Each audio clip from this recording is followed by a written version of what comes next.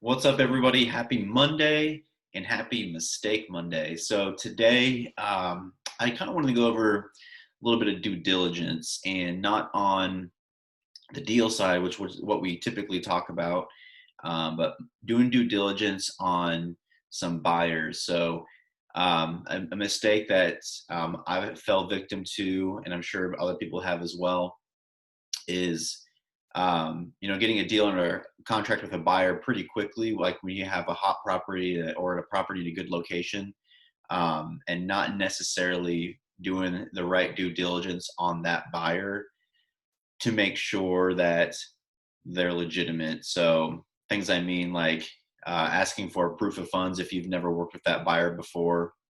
Kind of just forgetting to do that step because you're kind of caught up in the excitement of moving a property quickly.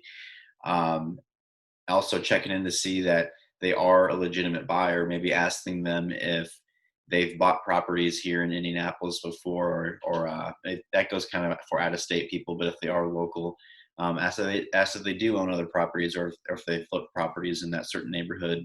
But just getting your due diligence questions out that you would typically do and not getting caught up in the excitement of selling a house quick. Um, it happens quite a bit. It happened to us even recently here. We got a property, and right away someone called who I've never worked with before, and then they wanted to get that deal under contract and go ahead and move forward. And everything kind of sounded good enough for me to go ahead and take that deal. Um, and a couple weeks went by, and they just didn't close, and they kind of fell off the map. So you kind of want again, you want to make sure that your buyers are real buyers. You're asking the right questions and not get too caught up in trying to get that deal sold quickly, when you could have been concentrating on selling it to a real buyer in the first place. Because things can just go wrong, and you don't want to get a deal as a title that never closes, because that's no fun for them, because title companies, they've also put in work to get that deal closed for you as well. So do your due diligence with the buyers. Try to stay controlled when selling these properties. Make sure that if you're going to do a deal with someone, that this deal is going to close, or it's highly likely that it will close because they're a real buyer.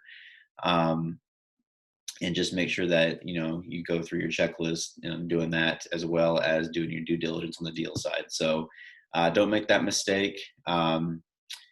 It's going to happen, but just learn from it, and you should be good. All right, thanks, guys.